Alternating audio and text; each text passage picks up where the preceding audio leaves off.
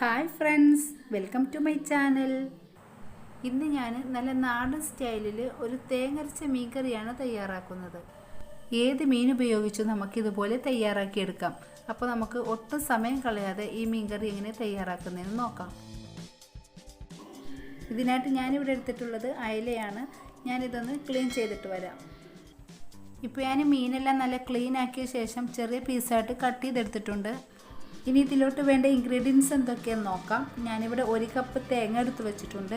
പിന്നെ ഒരു 5 അല്ലി വെളുത്തുള്ളി, ഒരു ചെറിയ പീസ് ഇഞ്ചി, 4 ചുമന്നുള്ളി, 2 പച്ചമുളക്, ഒരു തക്കാളി അരിഞ്ഞത് എടുത്ത് വെച്ചിട്ടുണ്ട്.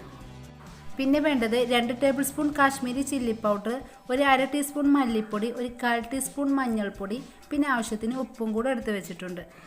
പിന്നെ നമുക്ക് പുളിക്ക് ആവശ്യമായിട്ടുള്ള കുടംപുളി വേണം. ഞാനിവിടെ 2 കഷ്ണം കുടംപുളിയാണ് എടുത്ത് വെച്ചിട്ടുള്ളത്.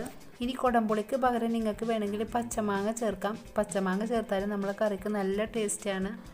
ഇനി നമുക്ക് കറിക്ക് വേണ്ട അരപ്പ് തയ്യാറാക്കാം. അതിനായിട്ട് ഞാനൊരു മിക്സിയുടെ ജാറിലോട്ട് തേങ്ങ, ഇഞ്ചി, വെളുത്തുള്ളി, ചുവന്നുള്ളി, പിന്നെ നമുക്ക് പൊടികളും കൂടെ ചേർത്ത് കൊടുക്കാം.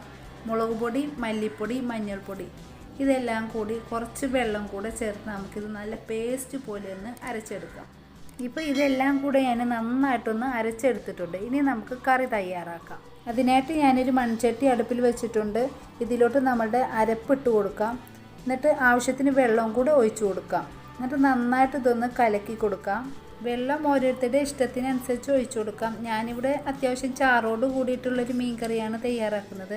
അപ്പോൾ ഞാൻ കുറച്ചൊക്കെ വെള്ളം ഒഴിച്ചു കൊടുക്കുന്നുണ്ട്. ഞാനിത് മൊത്തം ഒഴിച്ചിട്ട് നിങ്ങളെ കാണിക്കാം.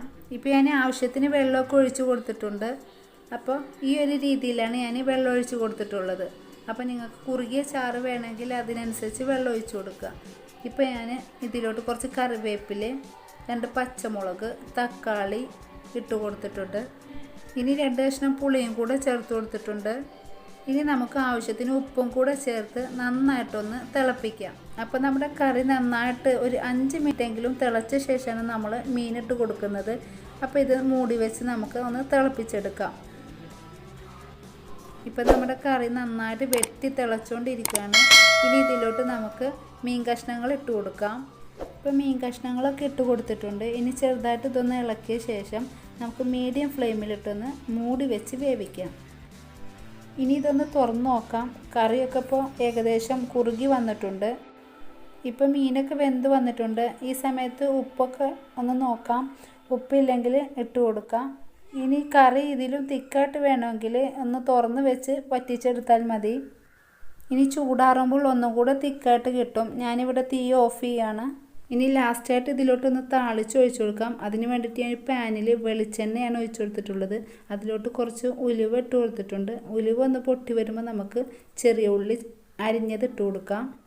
ചെറിയ ഉള്ളി ഒന്ന് മൂത്ത് വരുമ്പോൾ നമുക്ക് കറിവേപ്പിലയും കൂടി ഇട്ട് കൊടുക്കാം. ഇനി മീൻ കറിയിലോട്ട് താളിപ്പ് ഒഴിച്ചു കൊടുക്കാം. അപ്പോൾ ഇതാ കണ്ടില്ലേ, നമ്മുടെ കിടിലൻ മീൻ കറി ഇവിടെ റെഡി ആയിട്ടുണ്ട്. അപ്പോൾ എല്ലാവരും ഒന്ന് ട്രൈ ചെയ്യണം. Thanks for watching.